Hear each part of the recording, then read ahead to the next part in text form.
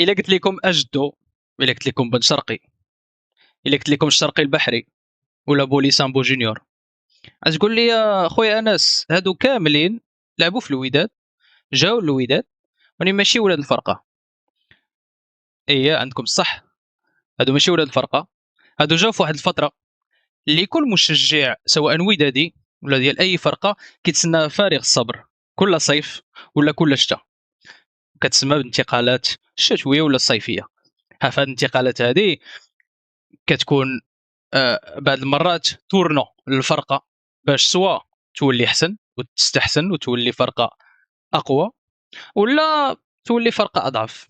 اليوم غادي نحاولوا نركزوا على شنو هما المواسم اللي من بعد هاد الميركاتوات ولينا احسن. ولكن قبل من هذا الشيء، السلام عليكم ورحمه الله تعالى وبركاته، ومرحبا بكم في حلقه جديده من ريد بولس او النبض الاحمر، بودكاست اللي فيه جميع الوداديين والوداديات كيتحاوروا ولا كيتناقشوا ولا غير كيتصنتوا على مواضيع حاليه او عامه على فريقنا الحبيب، اكبر فريق في المملكه الوطنيه المغربيه، وداد الامه. اذا الكونسيبت ديال وداد 21 سنتوري كيرجع في هذا الموسم هذا، وهذه المره بما اننا درنا لي بوست في والمراكز، كل مركز درنا لي توب 5 ديالو، سيروا شوفوا الا ما شفتوش راه كاين في القناه، غندير لكم اللين غير هنا. فين درنا مركز بمركز، مشينا حتى لي زونترينور ودرنا كاع درافت ديال هاد اللعابه اللي اختارينا. كونسيبت اللي بصراحه انا اشتقت ليه بزاف وكنت باغي نعاودو هاد العام، ولاني افكار جديده، افكار عامه على الفريق، سواء احسن الاهداف، سواء احسن المواسم، سواء احسن ماتشات. دابا تشوفوا كاينين افكار بزاف، ولكن اليوم غادي نبداو ب واحد الفكره اللي هي كتنطبق على الفتره اللي فيها حنا، واخا راه دازت واحد شويه، واللي هي الميركاتو. ميركاتو اللي يلاه تسد كيف ما قلتوا، درنا لايف ضيع على الميركاتو اللي داز. وبما اننا غادي نهضروا على الميركاتوات الاحسن، الميركاتوات اللي دازوا في القرن 21، الله اعلم واش غيكون هذا الميركاتو اللي داز. ما نقولش لكم اش درت انا في التوب 5 ديالي، وما نقولش لكم ما عارفاش اصلا اش دار سي يونس اللي معايا اليوم. شكرا لك اخويا يونس على تلبيه الطلب، ومرحبا بك مجددا في البودكاست ديالك. شكرا لك خويا انس. السلام عليكم ورحمه الله تعالى وبركاته. تحيه لك اخويا انس وتحيه لجميع مستمعين بودكاست ريد بولس. دائما كنكونوا فرحانين وكنكونوا جد سعيدين ان تتاح لنا الفرصه اننا نتناقشوا ونتحاوروا على على مواضيع اللي كتهم النادي ديالنا والعشق اللي كنعيشوه كل نهار، لا باسيون اللي كنعيشوا بها كل نهار، الا وهو عشق نادي الوداد الرياضي. وكنتمنى ان شاء الله ان هاد ليبيزود هادي ولا هاد الحلقه هادي تكون مفيده للناس وخصوصا ممتعه وتكون شويه شيئا ما نوستالجيه. في الكونسيبت عامه كنا ديما كنديروا القرن 21 كامل. انا ويونس ناقشنا قبل من هذا الشيء وقلنا بان سيغت كانوا دي ميركاتو من 2000 و 2010، ولكن كيف ما كتعرفون جميعا ما كانش نفس الكونتكست. خليك اخويا يونس شرح لنا اش كان هذا الكونتكست، وشنو اللي تبدل من سنه 2010، وعلاش ديكو اختارينا اننا نركزوا على السنوات دونك 30 ميركاتو من 2010 حتى 2025 2026 هذا اللي داز. وهو صراحه كاين بزاف ديال الاسباب اللي خلاتنا اننا نحاولوا نركزوا غير على 15 سنه الاخيره. اهمها واولها انه يعني توفر المعلومات، لانه للاسف في المغرب الارشفه والذاكره الرياضيه ماشي شي حاجه اللي محفوظه بشكل اكاديمي. يعني كاين بعض المجهودات الفرديه اللي بعض المرات تتخرج امور اللي جيده، ولكن كمؤسسه ولا شي جامعه تبنى الذاكره الرياضيه المغربيه ديال القرن العشرين اللي كتشكل يعني جزء مهم من الهويه المغربيه، ما كاينش للاسف. وللاسف كنلقاو هادشي حتى في القرن 21 اللي ولات فيه التلفازه ولات فيه الجرائد وما الى ذلك. اكثر من 70 عام عندنا دابا ما فيهاش بزاف ديال لا داتا. مالوريزمون هذا يعني ناحيه ديال انه شح المعلومات الموثوقه. ثاني حاجه هو انه يعني حتى نوعيه الميركاتو كيفاش ولا كيتسير كاين نقدروا نقولوا ان هنالك ليغ ديال افون 2010 وليغ ديال ابخي 2010، يعني فتره ما قبل 2010 وفتره ما بعد 2010. احنا عارفين ان المغرب يعني دخل الاحتراف سنه 2012، وبدخوله الاحتراف ولا بحال كنقولوا انه تينضوي تحت المواثيق التي المنظمه ديال الفيفا.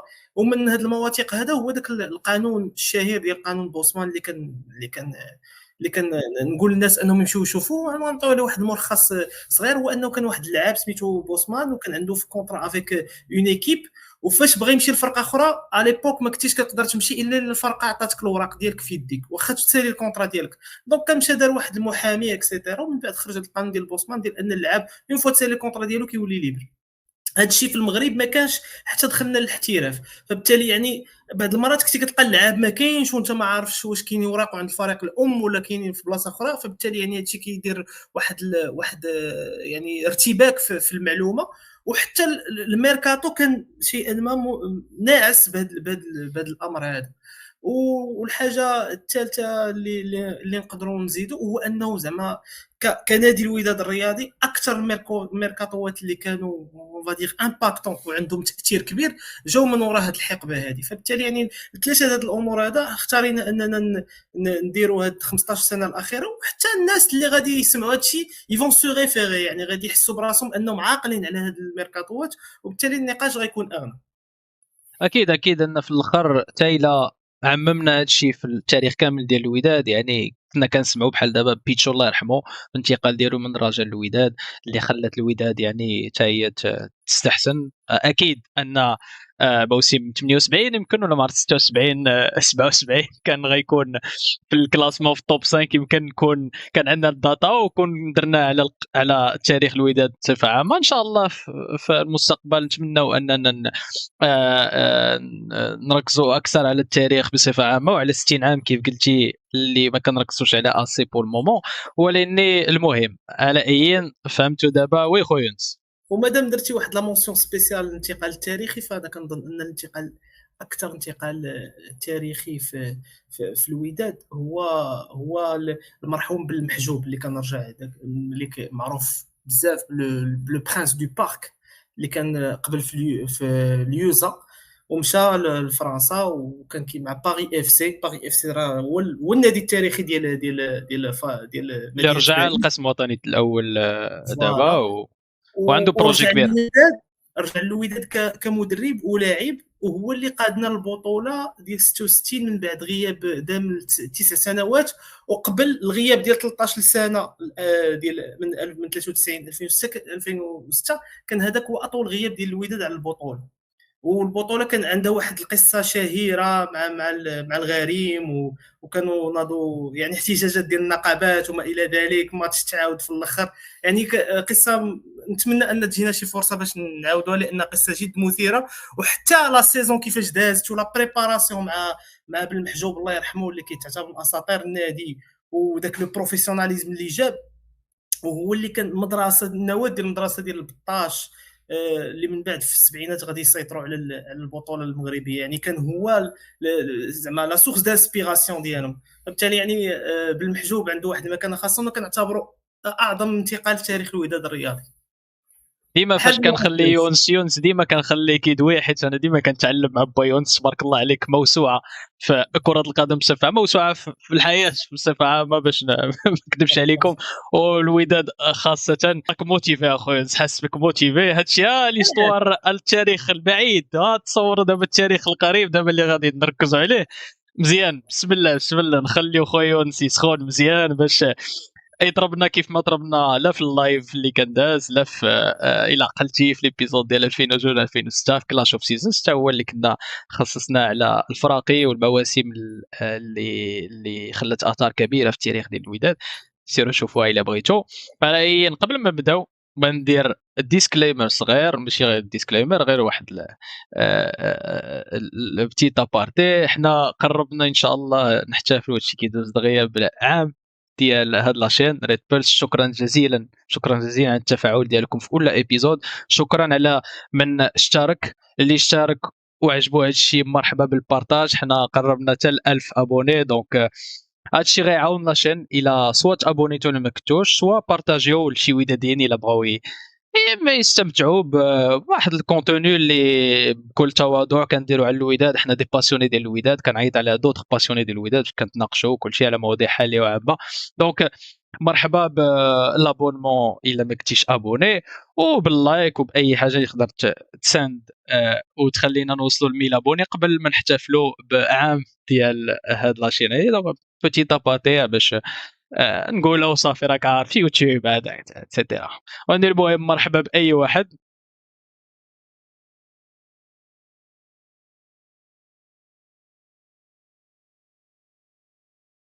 وندوزو على بركه الله. اذا بسم الله. البلان والمخطط التفصيلي ديال هذا الابيزود وديال هذا الكونسيبت بصفه عامه. هذا البلان هذا غادي يكون نفس الواحد، غادي نبداو بالمعايير اللي خدينا باش نختاروا هذا التوب 5 هذا. للذكرى انتقالات ما كاينينش غير في الصيف، كاين حتى في الشتاء. دونك حنا من 2010 حتى 2025 الى درتو الكونت مزيان عندنا 15 سنه فوا دو. اذا 30 ميركاتو، فمن هاد 30 ميركاتو غادي نشتقوا الخمس احسن بالنسبه لي انا وبالنسبه ليونس. كل واحد فينا غيعطي توب 5، غنمشيو تدريجيا الخامس الرابع حتى الاول، وغادي بيان سور نعلو الجواب ديالنا كل مره علاش هذا خامس علاش هذا رابع. ونقبل من هادشي بيان سور باش دير التوب 5 خصك معايير، خصك معايير ديال كل واحد فينا عنده معايير ديالو، كل واحد خصنا نحترمو. ومرحبا بالمعايير ديالكم حتى نتوما في الكومنت سيكشن في لي كومونتير. من بعد توب 5 مزيان، عندنا 5 ديال المواسم، يمكن نتفقوا في شي وحدين يمكن نختلفوا في شي وحدين، ولكن غيبقاو وحدين اخرين اللي ما مونسيونيناهمش. غالبا كنمونسيونيو لا سيزون اللي ما دارش توب 5، يعني اللي كانت سيزيام، اللي كانت 10 ولا اللي كانت اللي بغينا ندويو عليها. الا قلتو في المراكز كنا كنهضروا على لعابه اللي ما دخلوش في التوب 5، لا في الميليو لا في الحارس مرمى لا في سميتو اتسيتيرا. هاد المره بما اننا ركزنا من 2010 حتى 2025 بغينا نذكروا كوميم سنوات اللي خلاونا يعني حسينا بانتقالات اللي كانوا مزيانين، وبغينا نهضروا عليهم من في الالفينيات، في البدايه ديال 2000. المهم سنه اللي ما غاديش تدخل في الخانه ديال هذوك اللي غادي نكلاسيهم، ولكن غندويو عليها حيت بغينا ندويو عليها وبغينا نذكروا شويه ذكريات لا انا ولا يونس على هذيك السنه على هذاك الموسم. وفي الاخر بيان سور غادي يبداو بالتوب 5. واجدين؟ واجد يونس؟ بلا ما نسولوا يونس ديما واجد تبارك الله عليك. يلا على بركه الله. لي كريتير هما هادو. علاش اخويا يونس اختاريتي هاد ثلاثه وكنتفقوا على واحد ديما؟ نقدروا نقولوا التاثير الفوري او النجاح الرياضي في الموسم الموالي، لانه الميركاتو كما قلت يا خويا في اخويا انس في الاول، انه يا اما كيخليك احسن يا اما كيخليك قل. والميركاتو ماشي هو غايه في حد ذاته، للاسف مؤخرا اصبح الميركاتو غايه في حد ذاته، هو راه غير وسيله باش الفريق ديالك يقوى. راه ما كنفرحوش باللاعبين، ما كنفرحوش باننا سينا مع فلان ولا تخلينا على فلان، كنفرحوا بالالقاب، كنفرحوا بالاهداف، كنفرحوا بلي سونساسيون ديال الوداد اللي كنشوفوا. بالتالي يعني بالنسبه لي انا لو بروميي كريتير هو اننا كان خصني ضروري، والمعيار الاول نعاود نحطوا الميركاتو في القالب ديالو، او فتره الانتقالات تحط في القالب ديالها اللي هو النجاح الرياضي. انت اصلا هادشي كديرو على وديت النجاح الرياضي. انت نادي كبير، نادي قوي، نادي ديال الالقاب. لو كان كنا زعما فريق اقل شيئا ما نقول لك مثلا النجاح التسييري، نجني الاموال ما الى ذلك ما الى ذلك. وانت كفريق قوي، وبالنسبه لي انا كمشجع عادي لوندا، ماني مسير، ماني داخل في الامور التسييريه، كيهمني في الاخر ديال لا سيزون فاش كندير لو بيلون كنشوف لي تيتر اللي خدينا. فبالتالي يعني هذا كان بالنسبه لي هو المعيار رقم واحد والاهم في هذا الشيء كامل. المعيار الثاني بيان سور انت فاش كتدخل مثلا وكتبغي تاخذ واحد اللاعبين، الجوده فهي حاجه مهمه. يعني ميركاتو جبتي فيه كما هضرتي بالطويله على بن شرقي، ماشي هو ميركاتو جبتي فيه لاعبين اخرين مثلا بلا ما بدون تجريح في اللاعبين، ولكن جبتي فيه لاعبين اقل اللي كلفوك اموال وكلفوك القاب. هذا هو الاصعب، انهم يكلفوك القاب. كيجي لاعب بسوء، يعني بسوء لا كاليتي ديالو ولا بنقص من ناحيه الجوده، تيضيعك في هدف باين، كيضيع لك موسم خدمه ديال عام، بزاف ديال الامور. اما لاعب اللي كيكون جوده عاليه كيخليك تربح ماتشات واخا ما كنتيش تقدر تربحهم بلا به. وهنا الكلام زعما كيمشي بحال اللاعبين ديال بن شرقي ولا لاعبين اخرين اللي كانوا الجوده العاليه. فبالتالي يعني انت دائما تحاول تجيب دوك اللاعبين اللي غيعاونوك في الماتشات الكبار والماتشات العاديين باش تربح بهم. والكريتير الثالث هو بالنسبه لي الميركاتو، هو اللاعبين، واللاعبين هما التاثير والارث، الليغاسي اللي كيخليو في النادي. فاش كتجيب في ميركاتو كتجيب فيه لاعب اللي كيولي اسطوره في النادي، كيبقى داك الميركاتو شئت ام ابيت كيبقى راسخ في التاريخ كتدوق على يعني. شي مواسم اخويا، انت كتدوق على شي مواسم. هضرنا على بن شرقي، هضرنا على الاساطير، واه عرفتي. باغي ندوز التوب 5، باغي ندوز فوالا يعني آه. يعني الميركاتو في الذاكره، يعني فاش كتكون كتاناليزيه بروسبكتيفمون، كتبدا تشوف هذا جبناه بشحال، هذا ما جبناش بشحال، ولكن ريتروسبكتيفمون باثر رجعي غير اللاعبين اللي خلاو عندك واحد نقولوا واحد الارث، هما اللي تيبقاو تتبقى عاقل عليهم، وهما اللي تيبقاو عندك في الذاكره الرياضيه كسوا ديال المشجعين ولا في النادي. فبالتالي يعني انا هذوما لي كريتير اللي تبازيت عليهم كوميتون، يعني بكوني وبالوعي ديالي على انني مشجع لنادي كبير ومشجع فقط، ما كيهمنيش الامور التسييريه. الامور التسييريه ما دخلتهاش بزاف في الحسبه، لانني في الاول وفي الاخر كنبقى ان فان ولا ان فاناتيك. فهمتك اخويا يونس. انا ما غادي نتفق معك على شحال من نقطه. بالنسبه لينا وبالنسبه للمشجعين كاملين، اللي بغينا نشوفه ديما في الانتقالات هو تحسن الفريق، وغالبا كتحسن الفريق بجلب اللاعبين. انا بالنسبه ليا وهاد الظاهره هذه ولينا كنشوفوها سورتو في مؤخرا بالسوق الانتقالات اللي كيبان لينا كتجيبوا العديد من اللاعبين، العديد. المشكله هو بان بعض المرات كنجيبوا العديد من اللاعبين وما كنشوفوش داكشي اللي عندنا. داكشي علاش انا الكريتير الاول هو التناسق الرياضي مع الفرقه اللي عندنا، لا كويرونس ديال لاريفي و بارابور او ديبار. يعني الا بان لي شي ميركاتو فين جبنا اللاعبين بزاف، بغض النظر على الكاليتي، جبنا اللاعبين بزاف، وفي الاخر كتجي تشوف لا كاليتي اللي عندنا والجوده اللي كانت عندنا ما بعيداش بزاف على الجوده اللي جايين. شنو الامباكت ما كيكونش بوزيتيف بعض المرات. كتزيد العافيه، كتزيد دوطخ زيغو، كتزيد تعمق مشاكل ديال الجيستيون ديال واحد الفرقه اللي اصلا كانوا فيها دي زيغو. بحال دابا بالرغم من بعض المرات تقدر تجلب لا كاليتي، تقدر تجلب واحد اللاعبين اللي مزيانين اللي لعبوا مزيان في فرق اخرين، ولكن بعض المرات كتجيبهم باش تجيبهم. داكشي علاش انا خاصني واحد التناسق ولا بدا. الا كان عندك ديجا الجوده بلا ما تزيد، وانت عندك اصلا احسن جوده اللي في البطوله ولا في الكونتكست اللي غتلعب فيه. دونك انا بيان سور في الاخر كنشوفوا اللي كنجلبوا اللاعبين الجدد اللي جايين، ولاني غادي نشوف حتى الميركاتو فين شفنا داكشي اللي عندنا. وبعض المرات غادي تشوف، ما بغيتش نسبويلي شي مواسم اللي عندي، ولكن كاين شي مواسم اللي ما جبناش بزاف ولا كاع ما جبناش. كاين شي سوق انتقالات فين ما جبناش، وبالنسبه ليا كان من احسن سوق انتقالات. المهم سيبلي خليت هاد مراكش الفكره هذه الاساس. اكزاكتومون، سيبلي ولا تسيب لي مركز مراكز. واحد ولا جوج. وبالاسف ما عرفتش واش كتشاطرني الراي ولا لا، ولاني ولات هاد الظاهره ما بقاتش بزاف. ملي كتجي تشوف حتى في البطوله بصفه عامه، ولا كيجيب جيب 10 لعابه، جيب 15 لعابه، عا باش الجمهور يقول حكا راه جبنا اللعابه، ويعني في الاخر اكوا بون.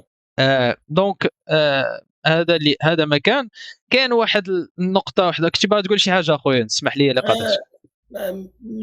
للاسف هذا النقطه دي اللي ترتيها غتحيلنا على، لان نحن ولاد اليوم. انا كنظن ان هاد الهضره اللي قلتي تنطبق بشكل كبير على الميركاتو الحالي، لانه ما كانش فيه تناسق رياضي.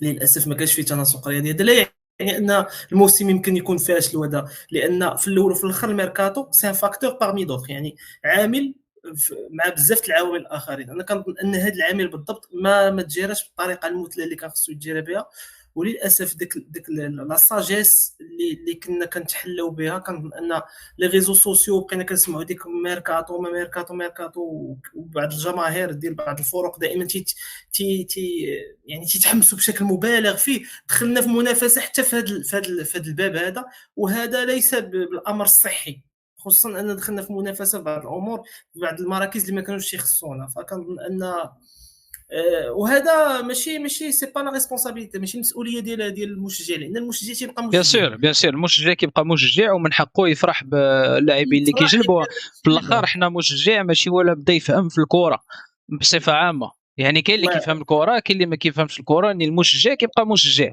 ما عندوش، ما خاصوش تكون عنده ريسبونسابيلتي ديال اي امباكتي ويأثر على لي ديسيزيون، على يعني اش كيدار في الفرقه هذه بصفه عامه. هو التاثير ديالو العام، وبصفه خاصه بيان سور جمهور الوداد، والتاثير في التيران كيكون، وراك شفتوا التاثير راه كيكون ايجابي.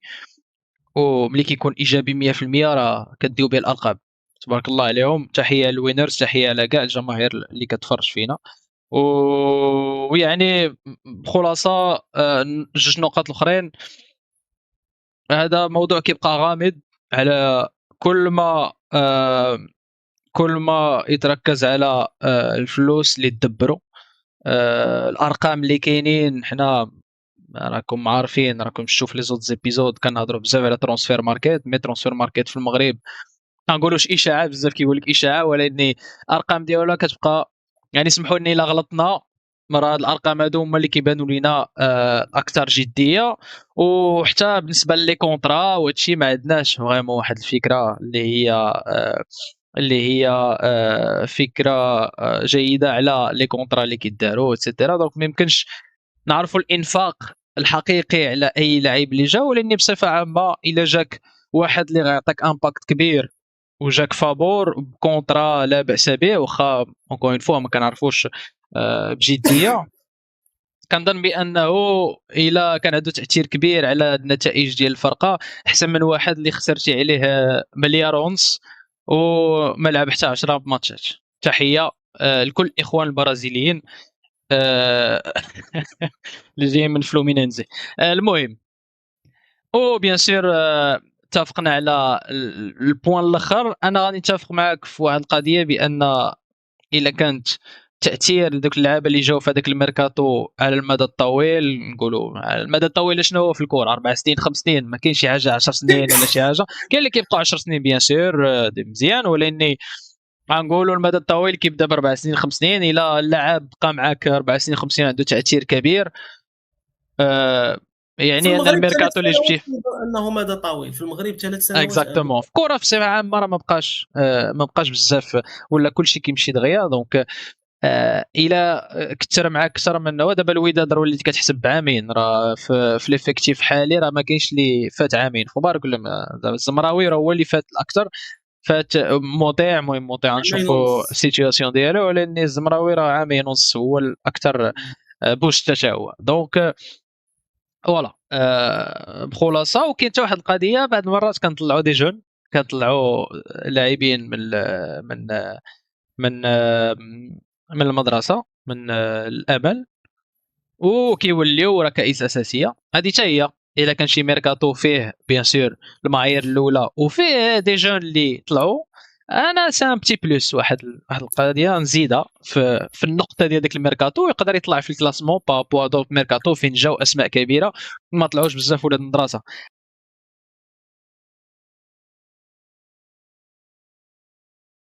دابا غادي ندوزو السبيشال منشنز او التنويهات اللي غنديروا على المواسم. الى موسم اخويا يونس، من واحد اختاريتي من الالفينيات، من البدايه ديال الالفينيات، اللي كيف ما قلنا ما كناش ستاتيو بروفيسيونيل، دونك لا داتا غامضه عليها. غنحاولوا نجبدوها في ترانسفير ماركت، ولكن قول لنا شي موسم اللي من خلاله ديك المرحله الانتقاليه خلات الوداد تحسن. خويا انا كنظن ان غنرجع معاك بالذاكره البودكاست ديالي الاول اللي كنا هضرنا فيه على الفريق ديال 2002. داك الفرقه ديال الوداد اللي كانت دات داك لو دوبلي اللي نتمنوا ان شاء الله نعاودوا هذا العام، ديال لا كوب دي ترون زائد لا كوب دي كوب. ونتمنوا هذا العام ان شاء ما الله نخسروش، اسمح لي نقاطعك، ما نخسروش في اخر جوله البطوله الله يرحم الوالدين، لكن اه خسرنا قبل نساليو ثانيين ولا ما لا نخسروهاش. زعما الا انا زعما اونتر كيومي الا جابوا لي دابا هاد الكونطرا نسيني على نديروا بحال ديك لا سيزون 2002 غنسيني على واكيد فوق، اكيد ان غنسيني وغنبسط سوايع 10. عينا من المواسم الصفريه هذه سي سير. هذا من ناحيه، من ناحيه اخرى هذاك الفريق يعني النواه ديالو تكونات في سنه قبل ديال الميركاتو ديال 2000 اللي كنا جبنا فيه هشام اللويسي اللي كيتعتبر من اساطير النادي. يعني ما كنظنش ان هذه القضيه فيها اختلاف كبير ما بين جماهير الوداد الرياضي. عندي تحيز كبير، انا الناس اللي راك يعرفوني عندي تحيز كبير للفرقه ديال 2002، تحيز متطرف لدرجه انني كنشوفها انا بيرسونيلمون كنشوفها احسن فرقه في تاريخ الوداد اللي تفرجت فيها انا. وسيروا شوفوا، غادي نديرها لك دابا، ديروا لكم دابا هو لو ليان الفوق، غندير لكم لو ليان ديال هذيك ليبيزود اللي بصراحه شيق جدا كان هو. وتحيه لسي هشام اللي كان هضر على الفرقه اللي كنا اللي لعبات ضد 2002 في هذيك الحلقه اللي هي 2005 2006، وبدون شك غنهضروا عليها من بعد، ولاني نخليك تبدا على هذه ديال 2000 دونك ميركاتو باش نعرف مزيان وباش نعرف اش بارطاجي الميركاتو ديال 2001 2001. 2001 اي اللي كان فيه هشام اللويسي جبناه من البرنوسي هو مراد الراجي، وكان البرازيليان ايمرسون، كنا جبنا طريق الجرموني من شباب محمديه، ورجعنا بن شريفه من لو بري ديالو الوجده. وشوف دابا هنا على الاقل هضرت لك على جوج ديال الاساطير ديال الوداد الرياضي، وواحد اللي كنعتبروني من احسن 4 5 الاجانب اللي لعبوا في الوداد اللي هو ايمرسون. وكانوا جوج من احسن المواهب اللي طلعوا في نادي الوداد الرياضي اللي هما شمس الدين الجنابي وعبد الحق ايت العارف. انا بالنسبه لي اللعابه اللي كنطلعوا من ليسبوار هذاك العام حتى هما كنعتبرهم في الميركاتو، كندخلهم في الميركاتو. فبالتالي يعني ديك الفرقه ديال 2000 الميركاتو ديال 2001 كان مهم جدا اننا خصوصا من بعد واحد الفتره حتى الديربيات كنا كنخسروهم. جبنا واحد لاكوب دو ترون مع بواقي الفريق القديم بحال كانت تجدد الدماء، وكونا فريق جديد مع اللعابه لي كادر القدام الابرامي وبوجمعه قصاب طلحه اللاعبين اللي كانوا، وزدنا عليهم هاد اللاعبين وزدنا طعمنا بلاعبين اخرين وكونا فريق اللي صراحه مع سواء مع اوسكار فيلوني سواء مع المدرب مشات لي الاسم ديالو اللي كان توقف، كان من احسن الفرق اللي لعبات في الوداد وفي البطوله المغربيه. ودوماج ان يعني الدوبلالي الرئيس الدوبلالي انذاك تمت محاربته داخليا وخارجيا، والا كان ان هذاك الفريق لوزانو، اسمح لي قاطعتك، لوزانو والا لو كان هذاك الفريق كان غادي يكون، وخصوصا كون بقى معنا المدرب لوزانو، كان الفريق غيكون غيبسط السيطره ديالو واحد 3 سنين 4 سنين بسهوله، لان لا كاليتي كانت طالعه بزاف فاش كنا كنلعبوا مع فراقي صحاح في المغرب ولا على برا. كتبان عندك اون كاليتي وكاين اون كويزيون، يعني كاين واحد التناسق بين اللعابه، وعندك نقدروا نقولوا زخم ووفره في المواهب. وفره كانت يعني الوفره كانت كبيره في المواهب. اللعابه بحال مديحي العفوي هذا يعني كانوا عندك لاعبين كبار لاعبين كثار في جميع المراكز، دفاع قوي وسط قوي هجوم قوي حارس جيد. يعني كانوا عندك جميع نقولوا لي كريتير انك يعني كاع لي كريتير راك مكوشيهم باش تكون فريق تنافسي. قدرنا نجيبوا بهم جوج الالقاب، ولكن كيبان لي ان هذاك الفريق ما خداش حقه كامل من الالقاب، كامل من الالقاب، لانه كان يقدر يدير اون اير ولا يقدر يدير حقبه بحال هذه اللي دوزنا مؤخرا بسهوله. ثلاثيه، كان يقدر يحقق ثلاثيه بحال كان اللي كنا يقدر يحقق نقدروا واحد ثلاثيه الموسم. ويمشي حتى الشامبيونز ليغ، لانه لو كان هذوك السنوات كون كان الاول والثاني كون كان الثاني كيدوز للشامبيونز ليغ، كنظن ان كنا نقدروا نمشيو بعيد في الشامبيونز ليغ، لان الغريم السنه اللي من وراها غادي يديروا دومي فينال. كنا زعما كان الماتش معاهم ساهل بواحد الشكل كبير، يعني الناس اللي كيعقلوا على ليبوك الديربي ولينا داخلين ورابحين 3-2 ديربي الشهير ديال 3-0 في الميطا. وميركاتو قوي، وميركاتو كنعتبروا انايا قوي وكيستاهل انه يدخل معنا، رغم ان لي دوني ديالو صعيب انك تجيبهم، ولكن هادشي غنطلقا من الذاكره هادشي ديالي. اللي كنشوفو، داكشي علاش كنوريكم دابا لاباج ترونسفير ماركت فين ما شفناش اللويسي بحال دابا في 2001. ما كاينش بحال دابا، ولكن كنتيقوا بالسيونس، كنتيقوا سميتو كاين المغري بيان سور اللي كان جا مراك ديك الساعه، بنقاري اللي كان طلع، بدر قادوري احسن. هضرنا على لي زاريغوش اللي نقارضوا دابا في الوداد، ولكن راه احد احسن الواحدين في التاريخ ديال الوداد. كان خرج من المدرسه في البدايه ديال الالفينيات. جيريمي نجوك، طريق الجرموني كيف ما قلتيه. وإلا زدنا واحد شويه عندنا سي مديحي اللي كان جا ديك الساعه من بني ملال. اكزاكتومون شمس الدين الجنابي اتسيتيرا. دونك بدايه الالفينيات اللي بدون شك ان كانوا لعابه كثيرين وبزاف اللي ولاو اساطير ديال الوداد. انا بغيت نزيد واحد شويه، وغادي نذكر واحد الميركاتو واحد اخر فين تأتى لينا اننا نجيبوا البطوله الاولى من بعد غروب ديالها 13 سنه. 13 سنه، واللي هو ميركاتو ديال 2005 2006. دونك البطوله ديال تسونامي، شهيره بالتسونامي.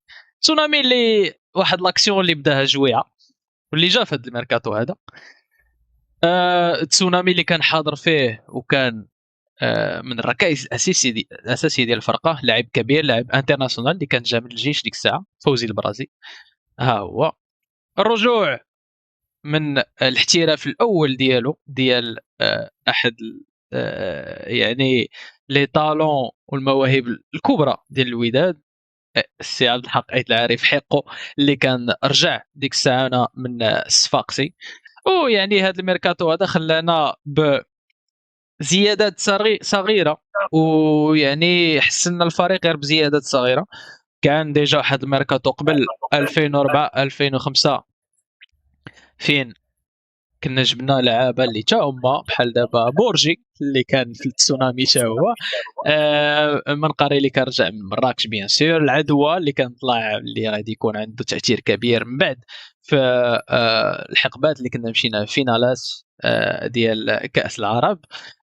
فوالا الحسن ابرامي اسطوره الوداد اللي كان رجع، يوسف مريانا اللي كان ديك الساعه كلاب ارير غوش عندنا اللي كان جا من هولندا واللي كان معروف في مراكش. دونك مراد فلاح اللي كنا جبنا في 2004 حتى هو بن شريفه قلتيها براس كان رجع من الوحده الاماراتي. زكريا عبوب ديك الساعه كان جا من الجيش. فوالا كلها اسماء اللي صرصار. مراد فلاح كان عطى الراسيه لابراهيم توري ضد الجيش الملكي. اذا هادو كاملين اسماء اللي كانوا جاوا في الميركاتو ديال 2004 2005 2006 2005 2006 اللي خلاونا اولا نمشيو للفينال ديال كاس العرش اللي ما كناش مشينا لها شحال هادي، خسرناها سوء الحظ في ركلات الجزاء ضد الجيش. ولكن العام اللي من بعد كان واحد الفرقه اللي تزاد عليها دو زيليمون 3 اللي خلاونا نحققوا اول بطوله اللي كانت غابت علينا سنوات كثيره. فتحيه لهاد اللعابه كاملين اللي كانوا ولا اللي جاوا في هذاك الميركاتو. فوالا هادشي كيخلينا غندوزو للصح اخويا يونس.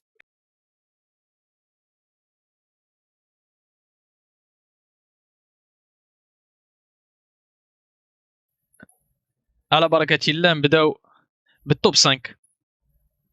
غادي نخليك اخويا يونس انت الاول تقول لي شنو هو الموسم الاول. بيان سور يقدر يكون صيف يقدر يكون شتاء، ولكن غتقول لي انت هنا واحد اختاريتي كخامس وعلاش ما طلعش كثر.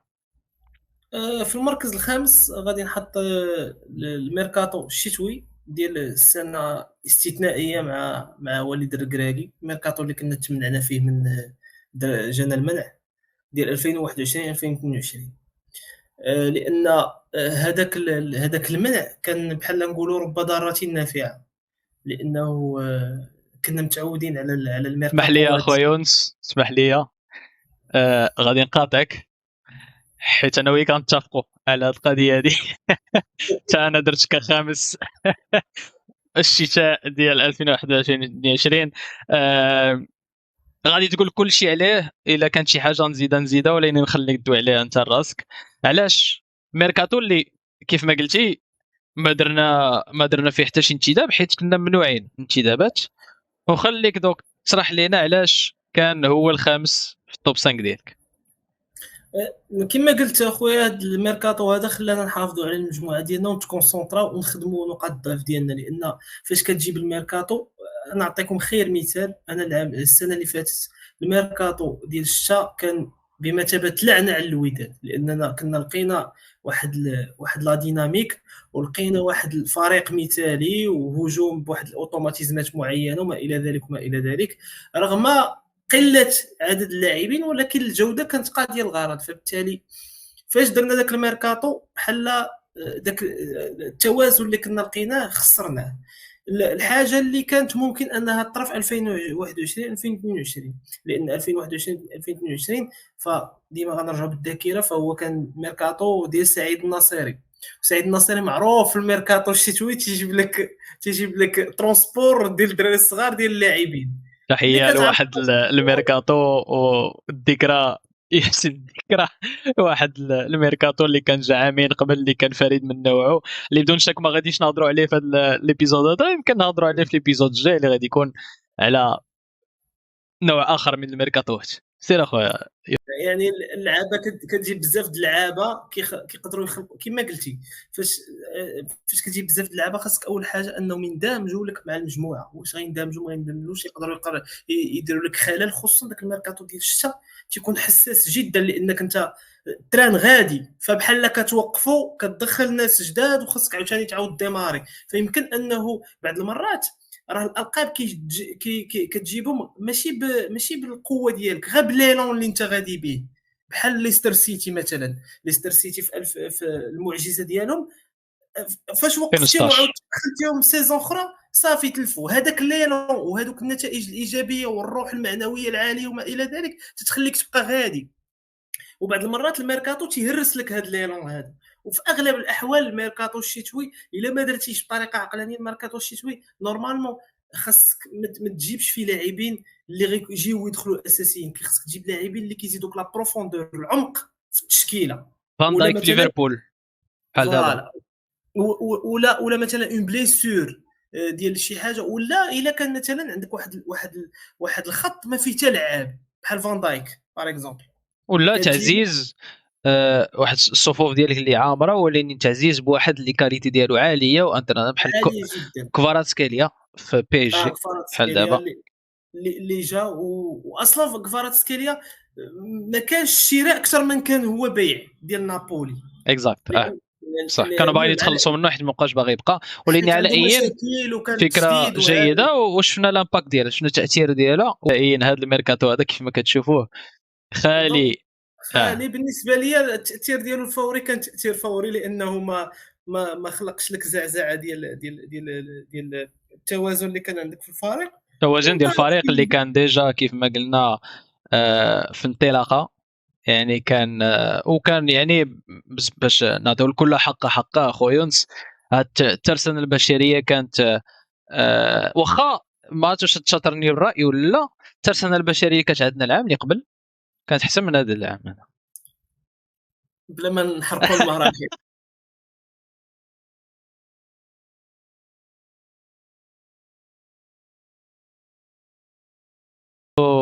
بما ان اتفقنا في هذا الاول غنشوفوا واش نتفقوا في الاخرين، ما نظنش. ولكن المهم شكون هو الرابع، شنو هو الموسم، عرفتي شنو غتعطي الموسم وانا غنعطي الموسم، ومن بعد غادي نناقشوا انا وياك. شنو هو الموسم ولا مرحله الانتقالات الشتويه ولا الصيفيه اللي حطيتيها كرابع في الكلاسمون ديالك، الترتيب ديالك؟ في المركز الرابع عندي واحد الميركاتو اللي بالنسبه لي انايا عاقل عليه. ما عرفتش رغم انه داز عليه سنوات عديده، ولكن عاقل على كل لعاب. نهار كيسيني كنت كندخل لذاك موقع كره وروجي بلون ووداد بوان كوم وكنشوف التصاور ديال اللعاب، وباقي كاملين عندي في راسي كلهم كيفاش سينا وديك التسليمه وهذا. وكان قبل منهم وكان المدرب انذاك السي بدو الزكي، الاسطوره ديال النادي ديالنا، تحيه ليه كبيره. مدرب ولاعب اللي رفع علم الوداد الرياضي عاليا العالم المغربي. فهو ميركاتو 2009 2010 اللي من وراه غتجي البطوله من احلى البطولات، البطوله 17 البطوله البيضودانيه البيضودانيه والودوشيه. وغيكون نواه وغيكون نواه ديال الفريق اللي غيوصل للفينال ديال الشامبيونز ليغ مع بعض التطعيمات. وفاش نقولوا فينال ديال الشامبيونز ليغ دابا يمكن العشر سنين الاخر خلاتنا يعني نباناليزيو او نطبعنا مع الفينال. راه في الحقبه اللي تنهضر عليها راه كانوا الفرق المغربيه ما توصلوش حتى للمجموعات، فباش توصل للنهائي ثاني نهائي في المغرب كانت يعني تشامبيونز ليغ اشاعه. اول نهائي من سنه 2001 يعني 10 سنين الفرق المغربيه ما بقاوش كينافسوا كاع، ما بقيناش في الصوره. فكتجي نتايا من اول مشاركه ما عندكش واحد الخبره وكتمشي كتوصل بها النهائي، فكانت شي حاجه اللي كبيره. ونظام المجموعات والجزيره الرياضيه والليالي الرمضانيه الشوا يعني اللي كيدوي لنا على الوداد وهذا كنظن ان اللي كان بدا هذه كيدوي على الوداد في ارتي في كاس العرب باش نعطيو كل 2009 حقه حقه، 2009 وفي لا كونتينيتي اوسي يعني في الاستمراريه ديال واحد الجروب. ولاني كيف ما قلتي وهادشي اللي كنشوفه في ليكرون دابا اسماء فبالتالي يعني نخليك انا تهضر عليهم. بالنسبه لي هذا الميركاتو هذا نجحنا رياضيا بشكل كبير. غادي نذكر لاعبين كنظن ان ما فهمتي غير بمجرد ما غنذكر الاسماء فالناس كاملين غادي يتفقوا معايا، ماشي غيتفقوا معايا ولكن غيتفقوا معايا على لا كاليتي ديال هذا الميركاتو. كنهضروا على اجدو، فهمتي اجدو يعني الفتره اللي دوز مع الوداد اللي كان عالم في الجيش الملكي رائع. وكان هو العشره ديال الجيش الملكي اللي كان فريق قوي انذاك. الديوي كنهضروا على واحد من اساطير الوداد، وللاسف ما خداش معنا الشامبيونز اللي كان يستاهلها. هو العميد واللاعب اللي عزيز على قلبي بزاف السي محمد بن رابح، لاعب رائع جدا. كنهضروا على واحد من افضل الهدافين اللي دازوا في الوداد الاجانب اللي هو لويس مويتيس. هذيك السنه قدم ما نشوفوش لويس مويتيس فاش رجع لان ديما الكامباك كان كيكون خايب، ولكن هذيك السنه كان جا دوزيام ميور بيتر في البطوله. كان لاعب قوي جدا كانوا كيتخلعوا منه. اي فرقه كدوي على ليس مويتيس والطونديم ديالو اللي غيجي واحد الديو من بعد اللي بدون شك غادي يبان في شي ميركاتو واحد اخر. ولاني قبل من هذا ليس مويتيس كان بان في السيزون الاولى ديالو فاش كان واحد كان زاد على موكوكو ما جاش في هذاك لا جنب بعد. موكوكو كان موكوكو غير ما غيسجل لنا كنظن ان ضد وجده ولا اس ما عقلتش ما ماركينا في الاخر لان هذيك البطوله كنا مسمينها لا سيري ان، حيت نوكيا اليبوك كانت كدير ان 93 ان 94 وكنا دائما كنماركيو البيت ديال الوداد ديال الربح سي 85 والفوق 85 والفوق. انا كنماركيو حتى الاخر بصح. مويتيس كان ماركي لنا ضد اتحاد الزموري الخميسات بعد بن كجان اللي كان عطى ماتشات زوينين. ماركي لنا في الدقيقه الاخيره ضد اتحاد الزموري الخميسات. لا الاهلي من بعد لاعب ايت العارف اللي تا هو كان رجع في هذا الميركاتو هذا لاعب بالدفاع وحط عليه. كان ماركي لنا ضد الفتح في الاخر كاع في الالي فاش ربحنا 3-2 في الرباط. ماركا لنا بزاف الاهداف في الاخر وكان ربحنا بزاف ديال النقاط. ويسمويتيس كان لاعب مزيان اللي هضرت عليه عاوتاني هو ايت العارف حيقو العوده ديال حيقو. وكنظن ان ديك احسن سيزون دار ايت العارف مع الوداد من ناحيه لا كونستانس يعني من ناحيه لا كونسيستانس ديالو والثبات ديالو في المستوى. كان المستوى ديالو جيد. كنهضروا ايضا على بالرابح البهيج 8 كان لاعب جيد جدا. وكنهضروا على واحد اللاعب اللي ما نقولوش كان واعر بزاف ولكن كان عنده مساهمات جيده اللي هو بن كجان. واللاعب العلاقي حتى هو اللي كان يعني انا العلاقي كان ماركا واحد البيت مع سيري في واحد الماتش ما عقلتش عليه بالضبط. تيطوان اكزاكتومون العلاقي مع تيطوان ماركا لنا مع الماس تعادل الماس 2-2. كتهضر على الامباكت تاع الفرقه حتى هو كيقدر يكون امباكت. انا اختاريت في المركز الرابع ميركاتو شتوي واحد اخر. ميركاتو شتوي بنوعيه خاصه فريد من نوعه بحيث اننا جلبنا اسم واحد. هادشي من الترانسفير ماركت يقدر يكون اسماء اخرين انا ما عقلتش عليهم الصراحه ولكن اسم واحد بارز اللي غيبرز في السنوات اللي من بعد واللي غادي يكون اسطوره. تقدر يحيى جبران ميركاتو ديال 2018 2019 غادي نوريكم هذا الميركاتو هذا. قلت لكم فريد من نوعه حيت فعلا جا هو بوحدو. اشرف راضي عليك في هذه اللحظات لا ولكن ملي كتجي تشوف هادشي. تحيه لخونا اشرف. انا غادي نحاول نوريها. دونك فين هو الميركاتو ديال 2018 2019؟ انا غادي نجبدو دابا الشتوي بيان ايفيدامون. دونك ها هو كيبان لكم اسم واحد، ولكن اسم واحد. هضرنا على التأثير في ميركاتو الشتوي. ميركاتو الشتوي بالاخص ما خاصش الكميه، فيما كنجيبوا الكميه فيما كنخرجوا على الفرقه غادي نقولوها. كيف ما قلنا كاين واحد الحلقه واحده اخرى اللي غادي نهضروا على ميركاتوات بنوعيه اخرى، والنوعيه ديال الميركاتو هذه بحال كيشبه شويه 2021 2022 اللي هضرنا عليه، ولكن هذه كان جا اسم واحد، وكان بيان سور دوطخ ديبار. كان المهم اسماء اللي ما لعبوش بزاف ولا كان عندهم تاثير شيئا ما، بحال ايت بن دار حسني اللي ما ترومبلاس. علاش؟ حيت التركيبه البشريه اللي كانت عندنا ديك الساعه تسطيه. واحد الفرقه ديال 2018 2019 اللي مشينا بها فينال اللي عارفينها كاملين، ما ربحنا ما خسرنا فيها. عارفين شنو هو اشترى فيها فينال الشامبيونز ليغ. ثاني دينا اقوى فريق في حقبه سعيد النصيري بالنسبه لي ثاني ولا ثالث. المهم انا بالنسبه لي ثاني اقوى فريق في حقبه النصيري. يقدر نتفق معك، تقدر تتفق معك، ولكن ولا اقوى باسم واحد، ولا اقوى باسم واحد اللي هو يحيى جبران. الفرق اللي داو الشامبيونز ليغ ماشي هما اقوى فرق بالنسبه لي انا. بصح هذا موضوع اخر اللي نقدر نهضروا عليه اخويا. لاني الا رجعنا للميركاتو الشتوي قليلا ونادرا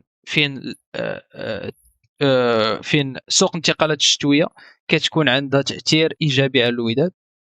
هذه وحده منهم، وجبنا اسم واحد اللي هو الكابيتانو بيبو جبران.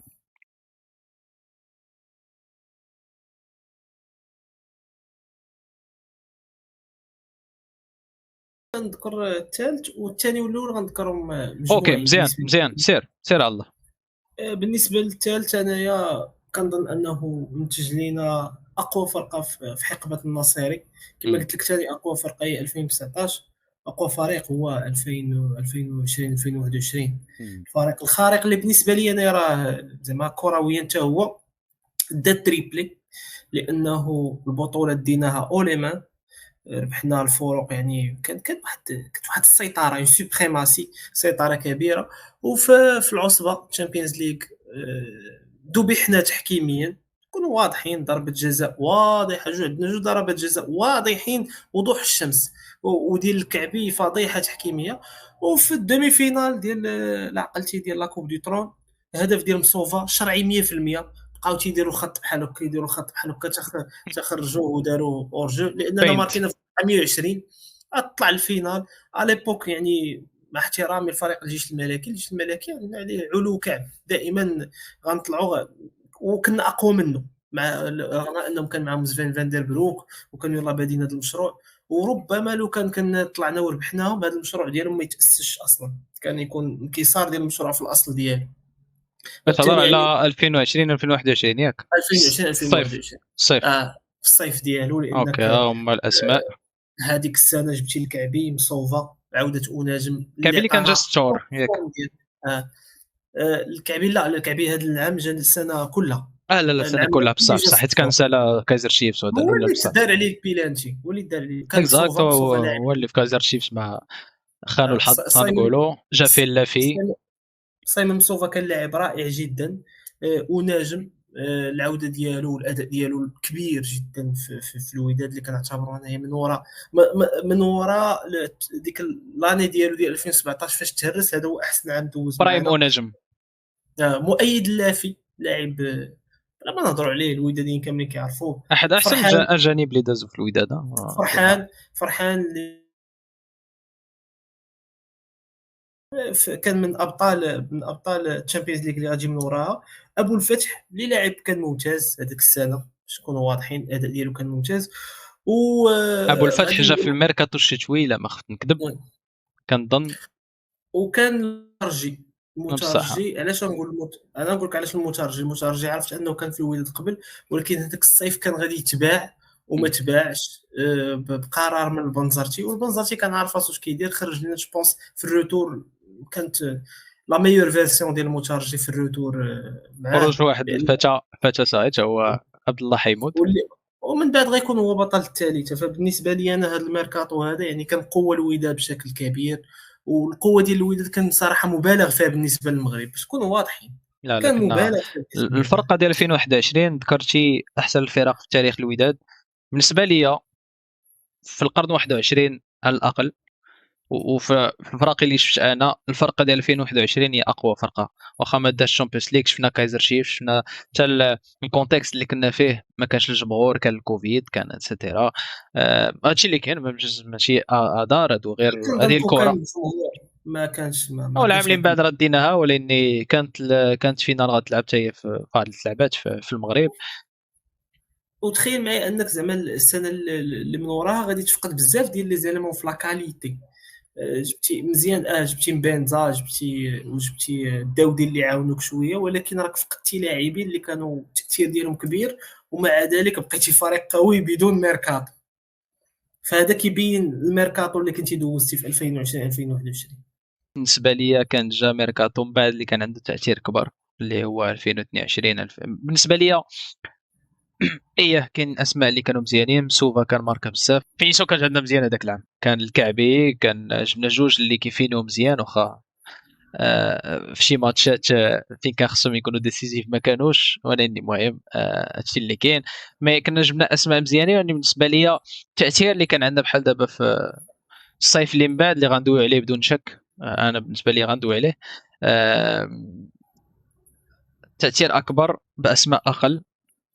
كنهضروا على المؤيد لافين عز عليه مؤيد لافي، ولكن ماشي شي واحد اللي ولا بيليي كاع، ولا سا تيتولير بعض المرات مزيان، جوكر بعض المرات مزيان، ولكن ماشي شي واحد اللي عطاك تاثير كبير. حتى بالنسبه لي زاريفي ايه زادوا شحنه للفريق، ولكن واش لو بوزوان كان ما نظنش كان كبير حتى لهذيك الدرجه.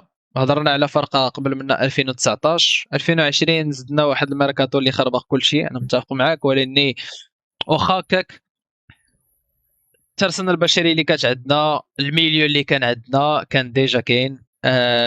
الدفاع داري كومارا، جنا ابو الفتح. انا بالنسبه لي داري كومارا اوتسو. تاغناوتي كانت واحد الترسانه بشريه اللي كانت واحد الكوكون، واحد الركائز الاساسيه ما جاوش في هذاك الميركاتو بالنسبه لي. ولو انه ما جاوش في هذاك الميركاتو، ولكن ما تنساش ديما الميركاتو الا حطيناه في السياق ديالو ممكن انك يبان لك حسن، لانه في 2009 2010 السياق كان مهم جدا. صح. 2020 2021 كنا خارجين من عده جروح، وكان ضروري ميركاتو اللي يخلي الفرقه قويه جدا باش تقدر تكمل. يمكن الكعبي ما كملش معنا، ولكن حتى واحد ما كيتناقش في لاكاليتي ديالو، دليل انه شنو دار من بعد في الاوروب وشنو كيدير دابا صح. اكثر في المغرب. واحد احسن المهاجمين، وقرب يفوت رقم احمد فرس مع المنتخب. لا في حتى هو يعني لا في ما بقاش اسطوره في النادي، ولكن لاعب اللي طارداته الاصابات بشكل كبير. مصوبه على ليبوك انه الا خديتي مثلا في لي زافونسونتر لي زاتاكون ديال البطوله انذاك يعني من توب 3 ما زعما ماكسيموم. سوفا بجديده سي فري كو جبنا واحد اللي كان كيبيرفورمي في الفرقه، جوار كونفيرمي زعما ما كاينش دابا. يعني بالنسبه لي كاين دي ميركاتو اللي عطاو اكثر. انا بالنسبه لي هذا الميركاتو كامل الا جيت قارنته بحال دابا مع 2018 2019 اللي هو جا فيه جبران ديال الشتاء، انا بالنسبه لي الشتاء 2018 2019 تعطيك تاثير اكثر من كاع الاسماء ديال الصيف. من رغم من انا غنتفق معك بان البروفوندور تزادش، ولكن زدنا غير لا بروفوندور، هذا هو اللي كاين. ميركاتو واعر كان يقدر يكون سادس، اسمح لي يا يونس، ولكن انا بالنسبه لي لا، بالكريتير ديالي ما دخلش. انا كان ضروري تجيب اسماء، لانه كانت ازمه ثقه على ليبوك. كانت بصح كان خصنا نرجعوا. ما عقلتوش على عقلتي على ذاك البيان ديال الوينرز انا ذاك لا كانت ازمه كبيره. والتاثير هذيك فينا اللي خسرات راه كان تروماتيزم كوم للجمهور الودادي كامل. واحد البطوله اللي خسرناها في اخر الدقائق حتى هي ديال المترجي في الفاتح، والمهم ما ديناهاش في الدقيقه 90. هادشي كامل وموسم صفري في 2020. دونك هادشي كامل خلانا يعني بصح كان واحد البزوان، ولكن كيف قلت لك خصني ولا بدا نكون صارم في الكلاسمون ديالي. وانا الا جيت قارنت هاد الجوج هادو، لا 2021 و 2022 لا 2018 2019، التاثير ديالهم نيشان، وفي التاثير ديالهم حتى في الفرقه بشكل عام انا بالنسبه لي فوق من هادو.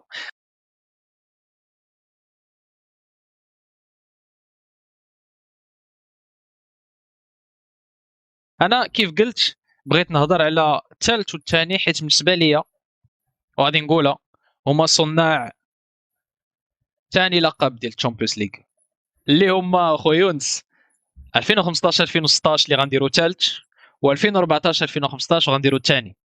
ما غاديش نقلبهم، انا بالنسبه لي الثالث هو هذا والثاني هو هذا، وغادي نشرح. قبل ما نبدا، واش عندك واحد من هادو في الكلاسمون ديالك؟ عندي بجوج، هما الثاني هما الاول. مزيان اسيدي، مزيان، عندي مرحبا. بجوج. اسيدي عرفتي شنو، غادي نكتبهم ونخليك تبدا. سير اخويا يونس. لا هاد الميركاتوات الا جينا نهضروا على النجاح الرياضي ماشي غير صناع ثاني لقب، صناع الشخصيه الافريقيه ديال الوداد، شخصيه الالقاب ديال الوداد. لان المشكل ديال الوداد من قبل 2015، يعني الا شدينا من ليبوك ديال 93 حتى 2015 دينا القاب، ولكن ما كانتش عندنا ديك الاستمراريه وديك الشخصيه ديال نديو لقب ونحافظوا عليه ونبقاو دائما كننافسوا. كنا كنديو لقب بجوج ومن بعد تنغبروا واحد العامين لان الفرقه تتشتت، تنغبروا واحد العامين ولا 3 سنين عاوتاني نعاودوا نجمعوا فرقه، بين ما تجمعات فرقه وعاوتاني تبدا. دونك لو سيكل كنا كناخذوا فيه ان سول ولا دو تيتر ماكسيموم افيك بوكو دو فينال اللي زقناهم. هاد الجوج ميركاتوات كيجيوني يحطوا الحجر الاساس ديال الفريق الذي سيسيطر على المغرب وسيكون بمثابه على ليبوك مازيمبي بعبع داخل القاره الافريقيه. شخصيه كبيره المستوى الوطني، يعني في المستوى الوطني كنتي كتدخل مع احترامي لجميع الانديه كتشوفهم بواحد النظره فوقيه، انا احسن منهم كاملين غندي البطوله هذا العام، وفاش ما كديش كتكون كارثه بجميع المقاييس. والتشامبيونز ليغ ولات بالنسبه لك دومي فينال ما كتفكرش ليها. فبالتالي يعني هاد الشخصيه هذه اللي تكونات فهي بسبب هاد جوج ميركاتوات، وبالتالي داكشي علاش انا عندي هما الاول والثاني وهو الاول، لانهم اهم جوج ميركاتوات في تاريخ الوداد الرياضي المعاصر، هما اللي عطاوك هاد الارث كامل وهاد الليغاسي كامل. ويكفي اننا نهضروا، انا غنهضر عليهم مجموعين. راه هاد الميركاتو هذا الميركاتو احنا غادي نافيشيوهم اخويا، نبداو ب 2015 نبداو ب شوف 2014 2015، ومن بعد بغيت نهضر على علاش، حيت غنتفقوا على هذه القضيه. انا بالنسبه لي 2015 2016 اقل تاثير ك 2014 2015. دونك عرفتي شنو، بما اننا اتفقنا على هذه القضيه غادي نبداو نهضروا على الاسماء اللي جاوا في 2015 2016، واخا راه عام قبل عام بعد. لان 2015 2016 جبتي فيه العروبي ونجم الحداد، ثلاثه بهم اساطير في الوداد. بارك الله.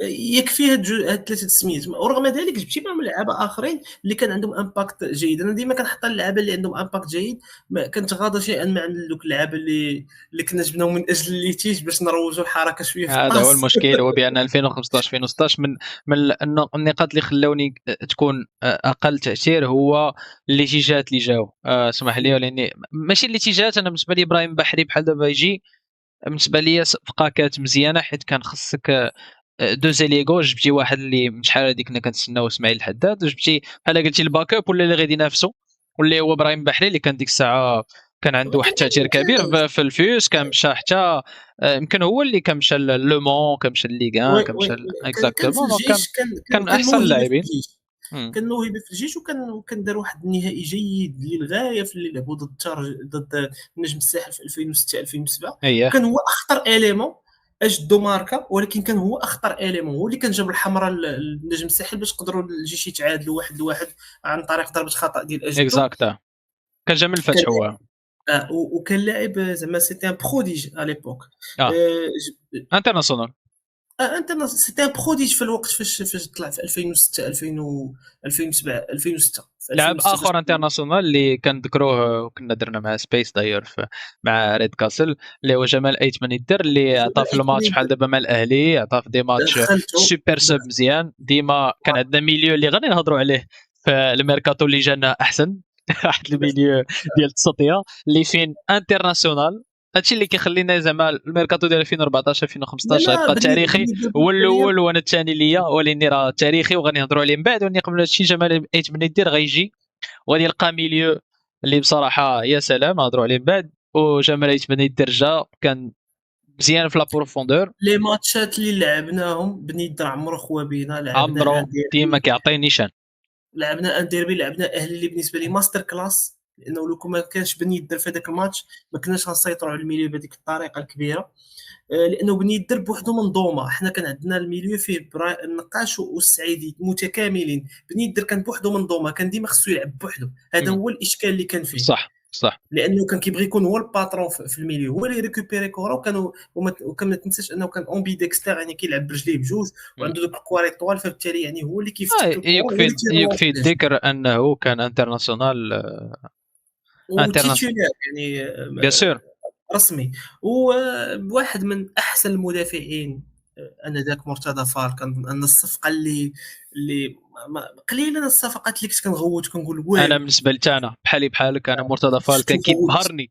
كان اه كيبهرني في الفرق ديال تطوان اللي كانوا اللي كانوا سيطروا على البطوله، لا في 2012 لا في 2014. ويعني السنه ديالو الاولى كانت من رائعه مع الرغم من انه ما هذاك من ورا لا التاثير اللي كان بليسيور، من اكزاكت ورا مع لا بليسيور الماتش ديال ديال التحضير. الزمالك اتسيتيرا. وي سي فري سي فري. من مي ورا لا التاثير بليسيور ديالو ديال في الاول انا التحضير باقي عاقل عليه، كان وحش وحشي. كان، لا كان آه صحيح. ويعني ويكفي انه كان داخل بشكل مباشر في الهدف اللي غادي يسجل نصير ضد تي بي مازيمبي، لانه هو اللي ضرب الكره بالراس صح في العارضه، صح. فبالتالي يعني وهذاك الهدف راه حل بزاف ديال الابواب، هذاك الهدف باش ندوزو اوه لك، هذاك الهدف اوه بزاف ديال الابواب. اه يعني كيف قلنا هذا هو اللي غيخلي الفرقه ديال 2017. بالرغم من ان انا ما درتش الميركاتو ديال 2016 2017، حيت هضرنا على الشامبيونز ليغ.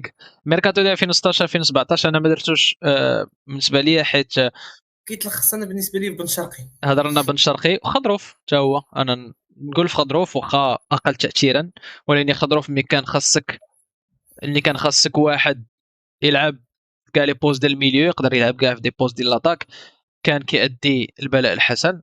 يكفي بالذكر الفينال روتور ديال اللي دار بحال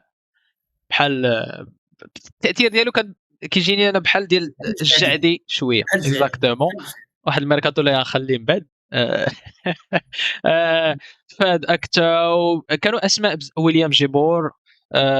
ولكن جيبور انا بالنسبه لي جيبور كانت التاثير صفقه ممتازه هذاك الموسم، كانت صفقه ممتازه او جدا، ترى ممتازه.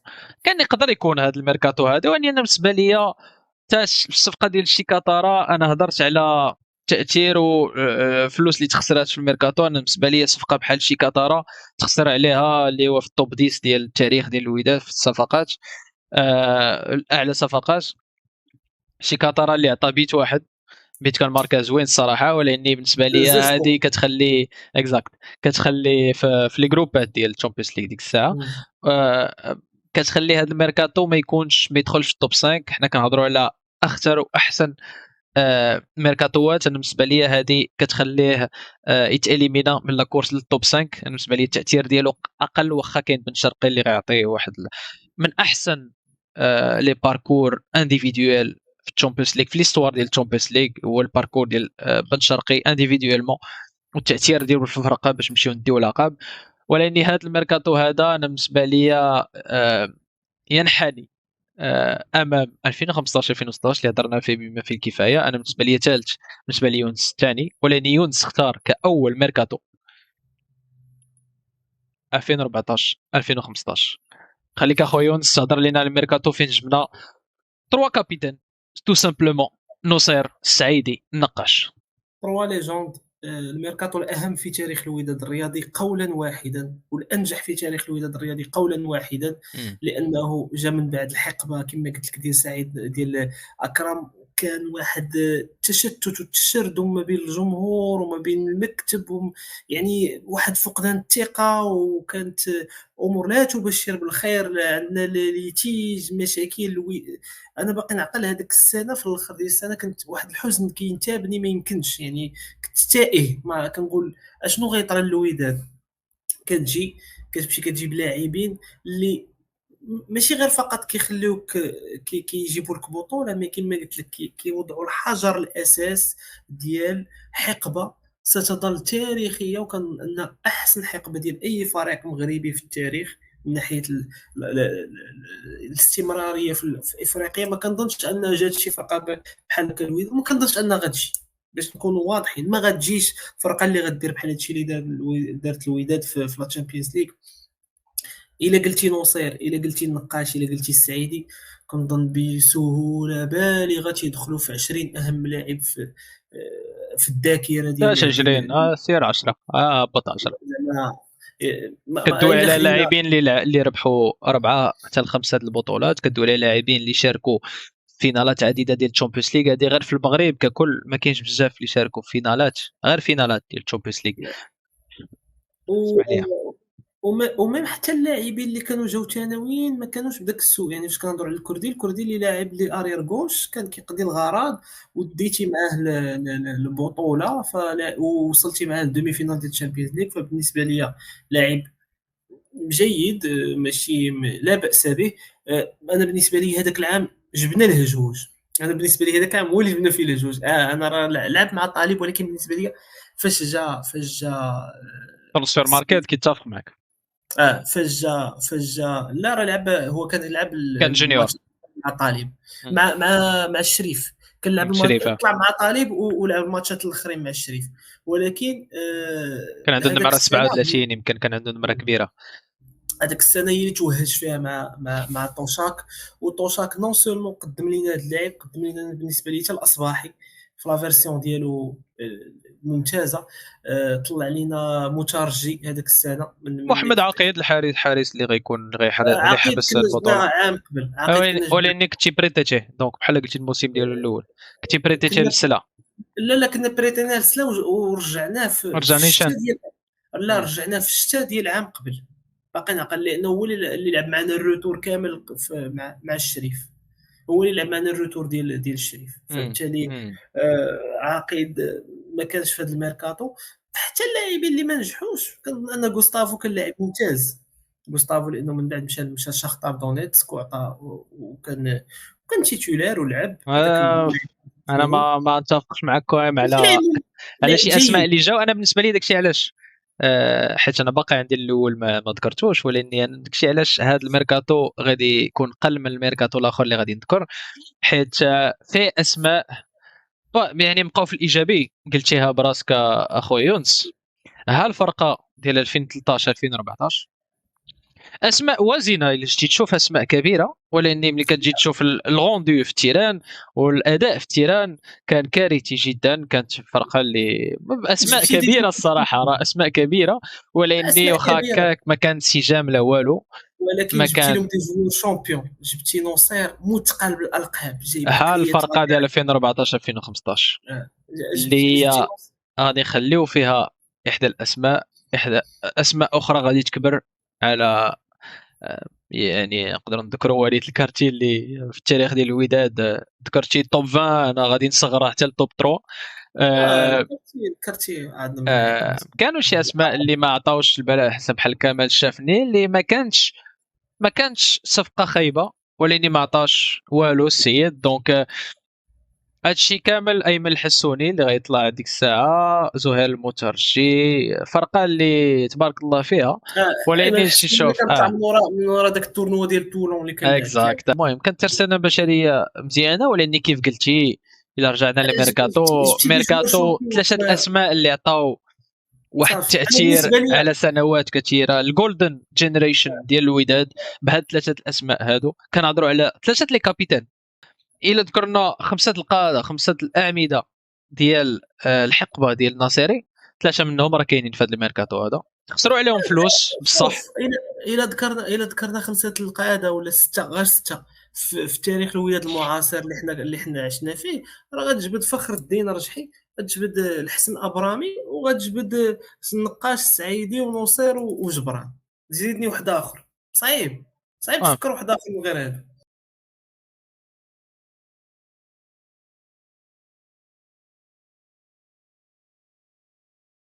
نصر السعيدي النقاش هادو بوحدهم كيخليو هاد الميركاتو هذا ما ينزلش على التوب 3. ما يمكنش ينزل على التوب 3. بالنسبه ليونس هو الاول، بالنسبه ليا انا الثاني. دونك باقي لي الاول ديالي بكل خلاصه. هضرنا على واحد العام اللي كان ذهبي، اللي كان شويه ويكون فيه تريبلي ديال بصح. بالنسبه ليا احسن فتره ديال الانتقالات كانت في الانتقالات الصيفيه ديال 2021 2022 اللي غادي تخلينا ندوزو من فرقه اللي كانت عليها خيبه امل كبيره، من حيث اننا كنا تقسينا مع تطوان في الدمي فينال، تقسينا ديمي فينال الكاس عرش، تقسينا مع كايزر شيف في الدمي فينال الشامبيونز ليغ. دينا البطوله عن جداره واستحقاق، ولكن كانت عندنا فرقه واعره، ولكن كان هذاك التروماتيزم ديال علاش ما ديناش كثر. البطوله كنا مولفين عليها دونك كلش كتجينا عاديه ديال او نجم فاش غايقول بطوله 21 العام الجاي 22 هكا.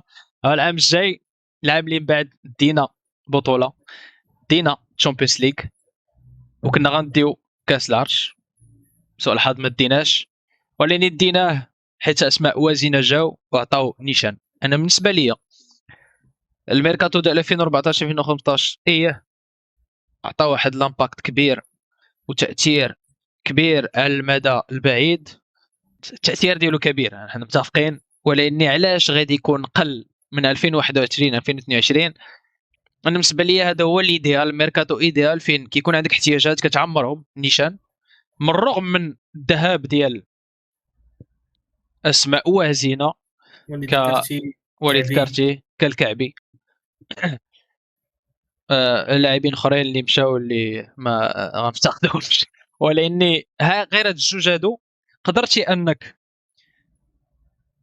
بجلب لاعب بحال الجعدي، جلب لاعب بحال الداودي اللي طال وجال وسار وجال في البطوله الوطنيه، لعب حسنين تقادير نوطامون، كان دار دي سيزون مزيانين، كان ميم كابيتان كنظن.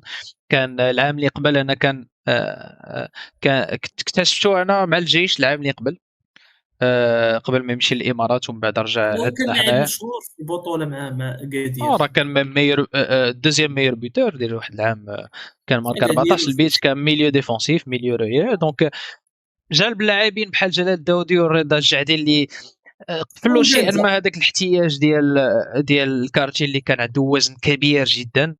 السعيدي تا هو اللي كان خدا لا روتريت ديالو، كان مشى احد لي كابيتان ديالنا، دونك صلاح الدين السعيدي هنا كان مشى، بابا توندي مشى، ونجم تا هو كان مشى، كانوا بزاف مشاو. ولاني بخمسه جلب خمسه اللعابه خلانا نغطيو الاحتياجات كاملين. بيان سور كاين هاد لا سيناتور هادي اللي بالنسبه لي بني الشو كان هو جبناه على اساس يكون ركيزه اساسيه، ولاني خسرنا عليه فلوس بصح غيبقى هو النقطه السوداء شويه ديال هذا الميركاتو هذا. ولاني ما شتيش لامباكت ديالها حيت كان عندنا كوتش حتى هو نقدروا نحسبوه داير في الميركاتو. انا بالنسبه ليا هو ككل جلبتي عناصر اللي خلاتك تغطي هذاك التروماتيزم ديال 2021، حيت نقولوها تروماتيزم باش ما ديش كل شيء بهذيك الفرقه والترسانه البشريه اللي كانت عندك، غطيتي ونسيتي شيئا ما خيبه امل اللي كانت عندنا في هذيك السنه، بجلب مدرب اسطوري وبجلب اسماء بحال مبنزا وتسومو افون سونتر. مبنزا الا وحل كتدخل لي تسومو صافي هو مابقاش واحد. ماتش ديال اسفي، ماتش ديال الماس، ماتش ديال يكفي الذكر شحال من ماتش. بنزا بوحدو جاي اور دو فورم، جاي ما دير لا بريسيزون لا والو، بلوغ اند بلاي. جبتي واحد اللي ماتش الاول دخلتيه انا باقي عقل في برشيد، يمكن وجده في اليكستيريور، كان اليكستيريور كنا رابحين 1-0 وكان عندنا مشكله في الفينيسيون ديك الساعه، ما كناش كنفينيو. دخلتي واحد اللمسه الاولى ما كونترولش كره هذيك عاد مع بيت كحزها اور دو لا سيرفاس وماركا.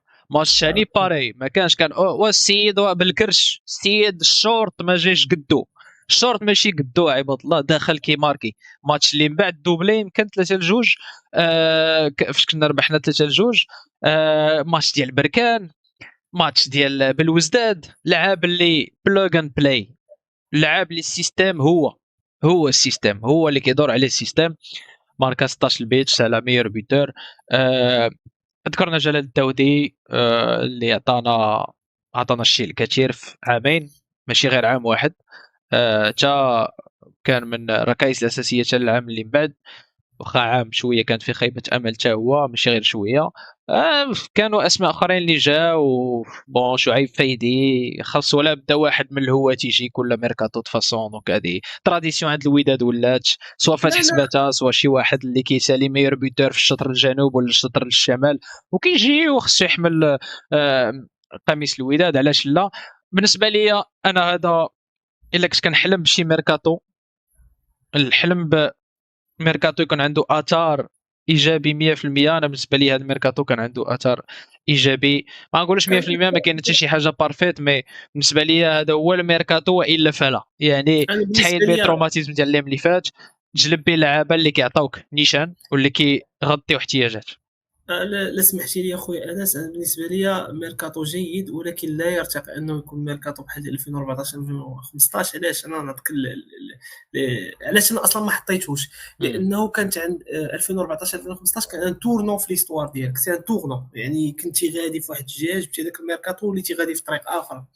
2020 2021 كان عندك فريق قوي اللي براتيكمون دا تريبلي، لانك فاش كتوصل للدومي فينال صافي ما كتبقاش تهضر على، كتولي كتلعب على دي ديتاي، ماشي لا كاليتي دي جوور هي اللي خدلاتك. ما يمكنش نقولوا ان في 2020 2021 لا كاليتي دي جوور اللي خدلاتك، كانوا امور اخرى اللي هي البرمجه. ما كانش عندك البرمجه، يعني ما تحميناش هذاك العام بالمره. وداير البنزرتي داكشي علاش كان تما التوقيف ديالو، اختيارات وغياب المدرب. الجماهير. غياب الجماهير اللي هو كان القوه الضاربه ديال الوداد.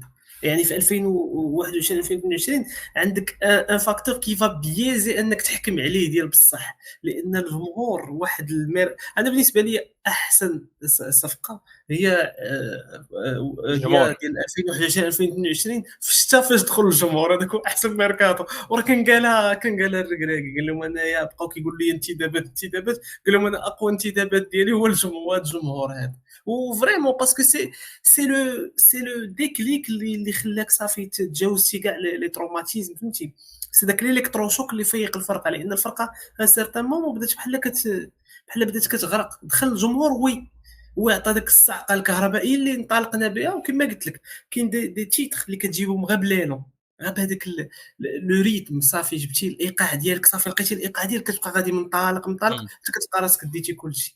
بالتالي يعني انا كنحترم الراي ديالك، ولكن كنظن ان لو كلاسمون ديالي انا متناسق اكثر مع لي كريتير اللي حطيت، مم. ديال انه يكون عندك نجاح وامباكت سبورتيف. لانك كما قلت 2014 2015 2013 2014 كلنا كنعقلوا لا سيزون كيفاش سالات.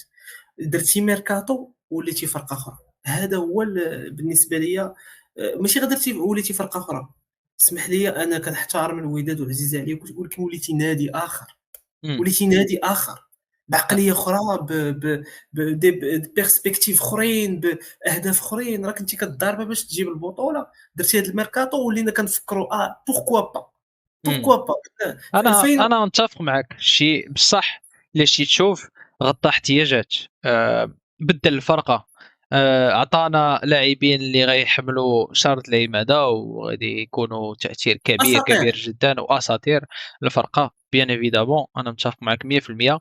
غير هو بحال قلتي 2013 2014 كنا طاحنا في واحد البير غارق وما تقدر غير تشوف الفوق، فهمتيني؟ على العكس من 2020 2021 اللي بصراحه كتسالي الموسم وكتقول هاد الفرقه هادي راه كانت قويه بزاف. زعما راه كتقول في راسك يمكن راه وصلنا للبلافون، وصلنا للسقف ديالنا وما دينا به والو. دينا به بطوله 21 بصح 21 21 ولاني كتقول في راسك ناري واش غادي نرجعوا لهذا النيفو هذا، وكتزيد عليه مشالك من الرغم من انه ماركا البيت هدف الفوز فنتيفي كان باقي في السميتو، ولاني مشى لك احد اساطير ديال الفرقه ديالك، واحد زعما لامباكت ديال الكارتيان بالنسبه لي بالاسماء هادو كاملين هو اكبر تاثير. كثار من انا بالنسبه لي نصير كثار من سميتو ماركانا في البطوله وماركا في كنظن البطوله بصح حتى ماركا في البطوله الجوج ماركا في ماشي البطوله العكس. ماركا في البطوله بصح في الماتش الاول والماتش الثاني. دونك الثاني كيمشي هذاك الكارتي اللي هو احد الصناع الاكبر رحمك الله، احد اكبر صناع الالقاب اللي مروا في حقبه الناصري. كيمشي لك حتى البنزرتي اللي نقدروا نقولوا عليه كيبقى مدرب كبير اللي وصل الوداد لافاق كبيره.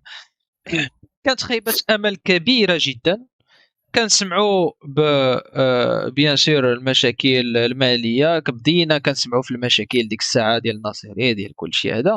ومن الرغم من ذلك مدرب واحد واربعه ديال التعاقدات، نقولوا تعاقد واحد اللي فشل اللي هو بنيشو اللي خسرنا فيه الفلوس، اوكي غادي نعطيها لك، ولاني بحال قلتي واحد خيبه امل كبيره كنا الفوق وزدتي طلعتي وغير باربعه الاسماء. انا هذه هي اللي خلاتني نقول واخا انا 2014 2015 انا معاكم الثانيه تفصل في الكلاسمون ديالي، راه ماشي بحال الا حطيتها خامسه ولا هذه.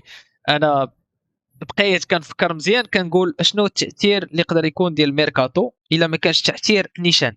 من بالنسبه لي هذاك العام كامل كندبر مزيان سوق التقالات. كنظن انه احسن انتداب هذيك السنه كان هو وليد الركراكي، لانه سنه الركراكي متفق والجمهور. 100% لان 100%. هو اللي الركراكي عرف يشحن الجروب. قدر يخلق واحد الجو في 2021 2022 ربحنا بالجو اكثر من جوده الفريق. ربحنا كاين الجوده، ولكن الجو كان احسن وكان حتى الناصري استفد من الخطا ديال السنه الفارطه وضغط على ضغط على العصبه لدرجه انه ولينا كنقدروا مثلا انك انت خارج على الاكستيريور عندك اون سيمين راك عقلتي كنلعبوا بجوج فراقي، فرقه لعبه في بركان فرقه لعبه في ضربنا بركان بالشراشم ما عقلتيش. فرقه لعبه وماشي مره جوج المرات، فرقه لعبه في جنوب افريقيا وفرقه لعبه في المغرب. فتخيل ومشينا راه كايزر شيفز اللي قصاتنا راه حيت ما مشيناش لعبنا مع بليكيب اكون مشينا لعبنا مع بليكيب او ضربناهم في هذاك الماتش راه كنا غنطيروا من الجروبات. ماشي اكزاكتومون كون مشينا ضربناهم مشينا لعبنا بصح مع باش تعرف. ماشي ليكيب سي ولا ما عرفتش شنو. فبالتالي يعني تخيل معايا هادشي كامل كنا كنعانيو منه وما كانش الجمهور. ولعبنا مع بعض المباريات اللي استضفناهم في الشامبيونز ليغ لعبناهم على الاكستيريور في واغادوغو. كنظن ان فرقه 2020 2021 غير الظروف المحيطه والجو العام ما كانش جيد. اما فرقه خيبه الوداد امل ما سما حتى الحظ ما وافق ما توفقناش هذا هو اللي كاين. الركراكي انسان رائع. الركراكي زعما الحب ديالي ليه تاريخي التاثير ديالو في سنه واحده تاريخيه يعني في كل مقاييس. وكنظن ان واخا ما كنبغيش نقول هذه الهضره ولكن شيء ما من الانتقادات اللي كيتلقاها دابا باقا بسبب بزاف ديال الكلمات كنقالوا في هذيك السنه ديال كلشي هذا موضوع غيبكي. اخر بصح، ولكن احنا ما هذا علينا كوداديين وكمغاربه ما علينا غير احنا 100% موراه. احنا كنساندوه وان شاء الله تايقين فيه بانه غادي يجيب وانا لنا كنظن هذيك الكاس الغاليه اللي غابت علينا من هذاك الشيء اللي 76. كان. راه الا كان شي مدرب قادر يجيب لنا لاكان هو هذاك راه بلا السيد ما نتوهم راه هو هذاك السيد، لان ما كاينش شي واحد اللي كيعرف يدير الاجواء احسن منه. سير جيب اللعابه اللي بغيتي، سير جيب لي زونترينور اللي بغيتي، ما كاينش شي واحد اللي كيعرف يدير. ولي كوب كتبغي الاجواء. هاد لي كوب وهاد اللعيبات اللي تيكون فيهم الضغط كثير بزاف ما تبغيش التكتيك ولا دخل هذا ولعب، تبغي سورتو الاجواء وديك لا فامي. وما تماما كاينش شي خويا واحد اللي يونس يقدر تماما. يخلق الجو العائلي اكثر من الركراكي. ومن هذه المناسبه كنتمنى ان شاء الله انه يتوفق باش المغاربه كاملين يفرحوا. ولكن عرفتي انا باغي نديها كمغربي، ولكن حتى داك السيد بغيتها ليه لانه صح عزيز بزاف صح تنبغوني غير 100%. احنا كوداديين ما يمكنش نبخلوا على يعني ما نبخلوا زعما ما نذكروش هذاك السيد بالايجابي طالما عطانا في عام واحد داكشي اللي كنا حالمين به. وكيف ما قلنا من خيبة امل كبيره السنه اللي قبل جا وضوى على الوداد وعطى واحد الشحنه وعطى واحد المفكر ديال الفرقه غاده باش تغزو لا سيما المغرب ولا افريقيا.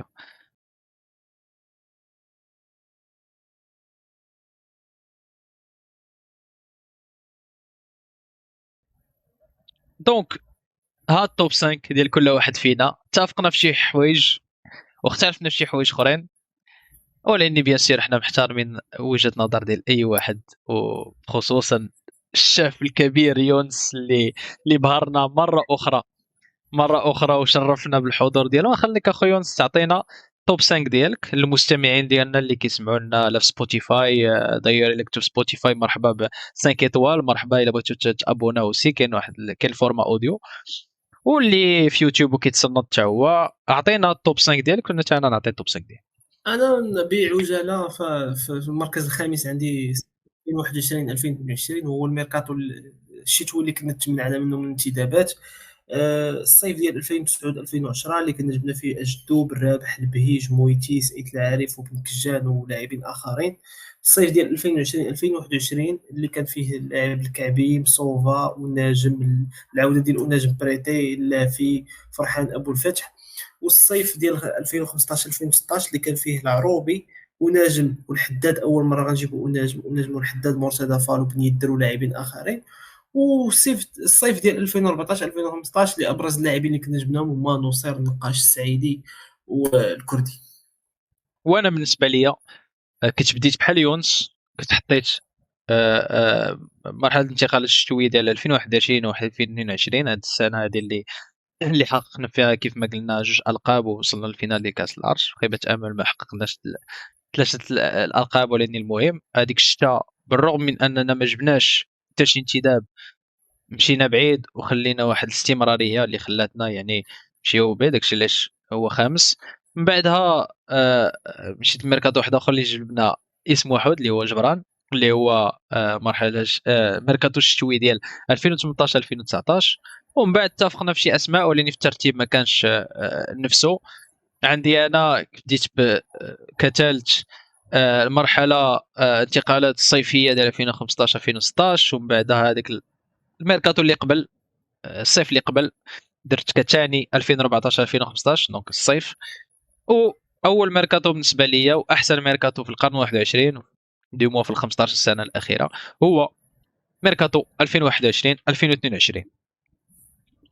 خلاصه بعجاله، انا اولا شكرا لك مره اخرى خويا يونس على الحضور ديالك، شرفتينا بالحضور ديالك مره اخرى وعطيتينا من وقتك وصبرتي معنا، وشكرا لك. تبارك الله عليك، يعني موسوعه كرويه، موسوعه وداديه، وموسوعه للحياه بصفه عامه. الدكتور يونس غادي نشكرك مره اخرى، ما نقدرش نسالي بالشكر ولكن نخليك بكلمه اخيره.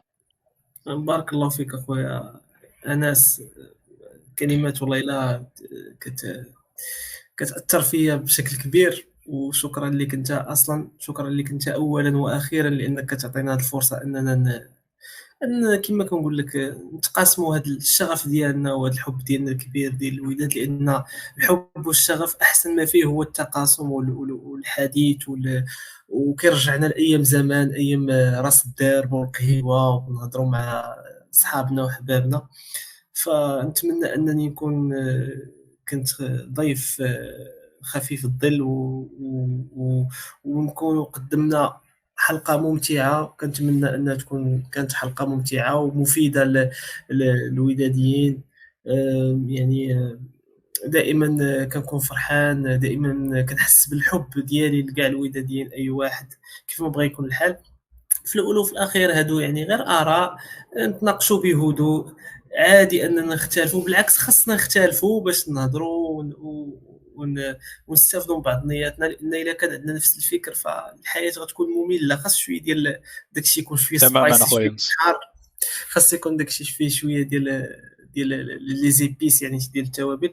بالتالي يعني هذا غير راي شخصي، ممكن اننا نختلفوا فيه عادي جدا، واي واحد عنده شي راي اخر الكومونتيرات راح غنقراوهم ان شاء الله ونردوا عليه ونتناقشوا، ونتمنوا ان النقاش يكون اكثر افاده.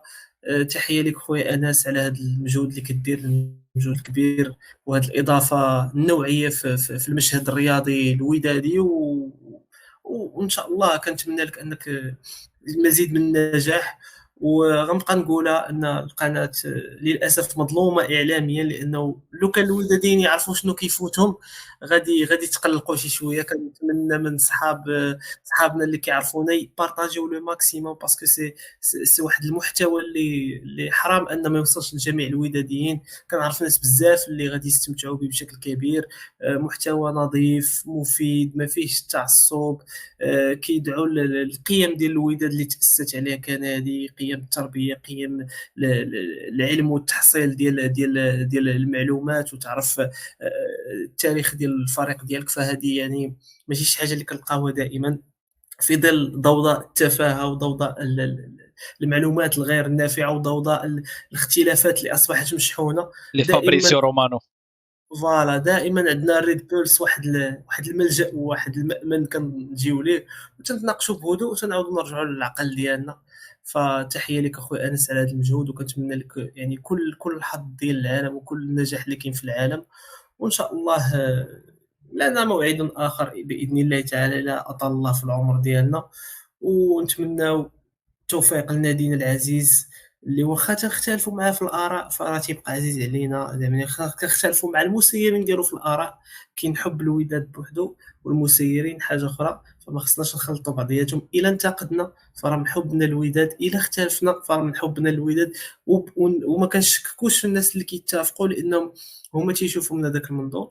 وكنتمنى ان شاء الله ان هذا الموسم هذا ينسينا في جراح الماضي، لاننا في حاجه ماسه الالقاب باش نعاودوا نغولونسيو ان شاء الله باش التران يعاود ياخذ السكه ديالو. تران الوداد كيعرف سكه وحده هي سكه الالقاب. ان شاء الله اخويا يونس، كلام كبير، كلامك عزيز، وكلامك يا سلام عليه. شكرا لك على تلبية الطلب مرة أخرى، وشكرا بالحضور ديالك، ونتمنى إن شاء الله نشوفك في أقرب وقت. مرحبا في شي ابيزود واحد آخر، سواء على مواضيع حالية سواء على مواضيع عامة بحال اللي هضرنا عليهم هنا. دونك تبارك الله عليك اخويا يونس، ومن فمك ربي من جهة الوداد. ان شاء الله الوداد هي قاطرة المغرب في كرة القدم من ديما وابدا، وديما غادي تبقى. وان شاء الله نتمنوا ان هذه واحد الفترة وجيزة فين غادي نعرفوا شوية ديال السلبيات، ولكن ان شاء الله الايجابيات مازال جايين ان شاء الله. وشكرا لك او لك انكم بقيتوا حتى الاخر ديال هذه الحلقة هذه. نتمنى هادشي يعجبكم، ولا اننا كنا خفاف عليكم بحال اللي قال يونس. على اي حنا وصلنا للخاتمه ديال هاد الحلقه هذه. قولوا لنا اون كومونتير الا عندكم شي توب 5 ديال لي ميركاتو ديال الوداد من 2010 2025، ولا عرفتي شنو نحلل لكم كاع لي ميركاتو الاخرين الا كانوا عندكم شي دي زانفو اللي ما عندناش حنا، ولا اللي ما كاينش ترونسفير ماركت. الله يودي، مرحبا مرحبا بالتفاعل ديالكم. حنا عارفينكم ديما كتفاعلوا، ديما يعني واحد 99% ايجابيات، لا باللايكات لا بالكومونتيرات ديالكم اللي كيبقاو يمشيو للقلب نيشان، اللي بدون شك كيعاونوا على ان هذه القناه تنمو. حنا بكل تواضع ما كنهضروا غير على الباسيون ديالنا اللي هي الوداد، وكنحاولوا نعطيو افاده في شي حوايج، ولا غير واحد المحتوى اللي يخلي يعني الواحد الا ما كانش كيعرف الوداد يتعرف عليها اكثر ان شاء الله، يتعرف على التاريخ العصري ديالو ان شاء الله، التاريخ الابعد. وهذا المبتغى هو ان هذا الشيء يفيد اي واحد اذا كان يقدر يفيد شي واحد، ويعرف نادينا الكبير لشي واحد اللي ما كيعرفوش هذا النادي، واخا راه معروف على الصعيد الوطني القاري والعالمي. شكرا جزيلا، مرحبا بالابونمون بيان سير ما كنتيش ابوني، بارطاجي لخوتك وخواتاتك الوداديين ولا وحدين اخرين الا بغاو يتعرفوا على احسن فريق في المملكه الوطنيه المغربيه، وداد الامه. كان معكم انس من ريد بلس او النبض الاحمر، والسلام عليكم ورحمه الله تعالى وبركاته.